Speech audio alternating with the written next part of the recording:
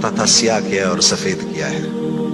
مجھے نہیں کہنا کل یہ قیامت کے دن، کیونکہ فَأَلْهَمَهَا، الہام کیا ہے میں نے تجھے، الہام کیا ہے. اچھائی اور برائی کا فرق میں نے تیرے اندر ڈالا ہے اور یہ ڈال کے تجھے دنیا میں بھیج دیا ہے. جیسے کوئی بھی معاشرہ ہو اس میں سچ اچھا سمجھا جاتا ہے، جھوٹ برا سمجھا جاتا ہے، چاہے وہ مسلمانوں کا معاشرہ ہو چاہے غیر مسلموں کا ہو.